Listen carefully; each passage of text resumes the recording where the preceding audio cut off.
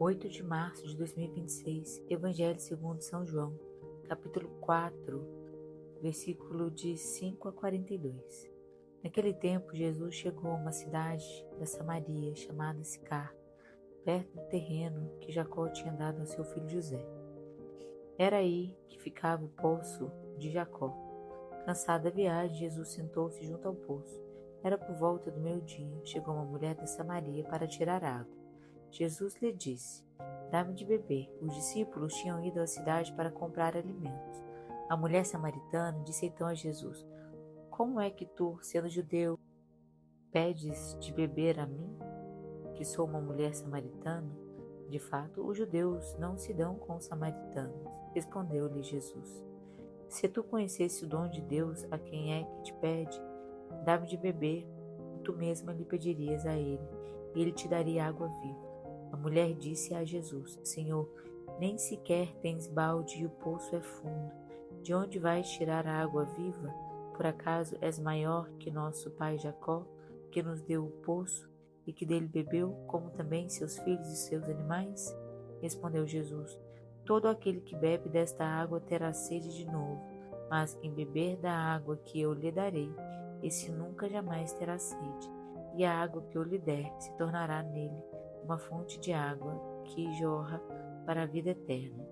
A mulher disse a Jesus: "Senhor, dai-me dessa água para que eu não tenha mais sede e nem tenha de vir aqui para tirá-la. Senhor, vejo que és um profeta. Os nossos pais adoraram este monte, mas vós dizeis que em Jerusalém é que se deve adorar." Disse-lhe Jesus: "Acredite-me, mulher, está chegando a hora em que neste monte, nem em Jerusalém, adorareis o Pai. Vós adorais o que não conheceis. Nós adoramos o que conhecemos, pois a salvação vem dos judeus. Mas está chegando a hora, e agora, em que os verdadeiros adoradores adorarão o Pai em espírito e verdade. De fato, esses são os adoradores que o Pai procura. Isto é, Deus é espírito, e aqueles que o adoram devem adorá-lo em espírito e verdade." A mulher disse a Jesus: "Sei que o Messias, que se chama Cristo, vai chegar. Quando ele vier, vai nos fazer conhecer todas as coisas." E disse-lhe Jesus: "Sou eu que estou falando contigo." Muitos samaritanos daquela cidade abraçaram a fé em Jesus. Por isso, os samaritanos vieram ao encontro de Jesus e pediram que permanecesse com eles. Jesus permaneceu aí 2 dias, e muitos outros creram por causa de sua palavra. E disseram à mulher: "Já não cremos por causa das tuas palavras, pois nós mesmos vimos e sabemos que este é verdadeiramente o Salvador do mundo." Vejamos agora a interpretação desta palavra viva, à luz da Catena Áurea de Santo Tomás de Aquino. Iniciaremos com as palavras de São Beda. Havia que passar pela Samaria, situada que estava entre a Judéia e a Galiléia. Samaria é uma das cidades mais notáveis da Palestina. À força de sua importância, seu nome designava o país inteiro que a cercava, pelo que o evangelista não descuida de indicar o local preciso em que se deteve Nosso Senhor, e chegou, pois, a uma cidade da Samaria chamada Sicar. Segundo Teofilacto de Ockham, esta fonte e essa herdade, porque os menciona o evangelista? Por primeiro, para que te não surpreendas quando leres o que disse aquela mulher, a saber, nosso pai Jacó, e em segundo lugar, para te dar a conhecer que os judeus perderam a força da impiedade e que os patriarcas haviam conquistado a conta da fé em Deus, por modo que essa cidade havia passado às mãos dos gentios. Não há de feito nada de novo na transferência do reino dos céus dos judeus aos gentios. Segundo Santo Agostinho, era um poço. Ora, todo poço é também uma fonte, mas o inverso não se verifica. Chamamos fonte a água que corre desde as entranhas da terra, se ela emerge à superfície, sendo, portanto, de fácil acesso, dá-se simplesmente o nome de fonte. Se, ao contrário, a água corre do fundo da terra, dizemos que é um poço, embora alguns há que chamem isto igualmente de fonte. Segundo as palavras de São João Crisóstomo, Nosso Senhor Jesus Cristo, a caminho da Samária, não desfruta de nenhuma comodidade. Ao contrário, escolhe o mais fatigante percurso e não se serve de nenhuma montaria, percorrendo a pé a distância até a cidade, numa viagem desgastante. Com este proceder, nos ensina a renunciar não somente às coisas supérfluas, senão também às mais das necessárias. É o que exprime o Evangelho. Quando escreve, fatigados da viagem, Jesus sentou-se sobre a borda do poço. Segundo Santo Agostinho, como se dissesse, deparamos com Jesus pleno de forças e enfraquecido. Fortalecido sim, porque ele é o Verbo que estava no princípio. Enfraquecido, porém, porque o Verbo se fez carne. É um Jesus embele que vemos, fatigado da viagem, sentar-se à borda do poço. Segundo Alcuino, em sentido místico, Nosso Senhor deixou a Judéia, ou seja, a infidelidade dos que os renegaram, para ir na pessoa dos apóstolos a Galiléia, figura da volubilidade deste mundo, ensinando destar aos discípulos e transitaram dos vícios às virtudes. Cuido que este campo foi deixado como herança, mesmo a José, do que a Jesus, de quem aquele era figura, e quem o sol, a lua e as estrelas adoram verdadeiramente. Nosso Senhor se detém nesta herdade, a fim de que os samaritanos que reivindicam para si a herança de Jacó pudessem reconhecer a Cristo legítimo herdeiro do patriarca, convertendo-se a ele. Segundo Santo Agostinho, é pois na sexta hora do dia que vem Nosso Senhor apresentar-se sobre a borda do poço. Diviso neste poço uma profundidade tenebrosa.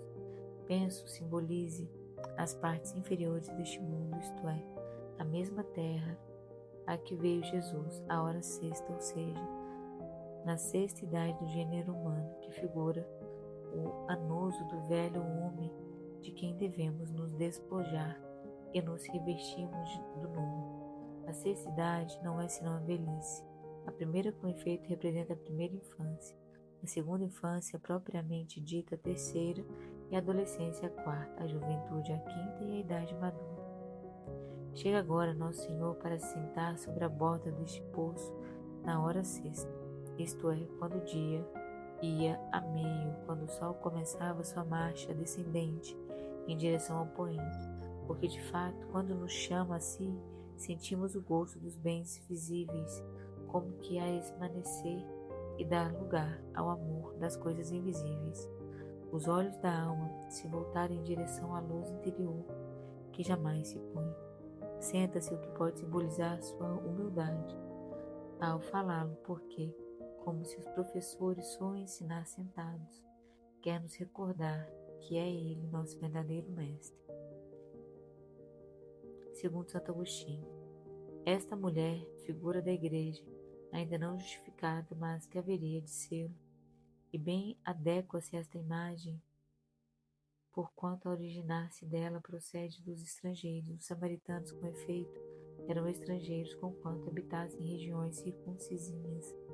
Desta guisa, a igreja, que a dividia dos gentios estranhos a gente judia.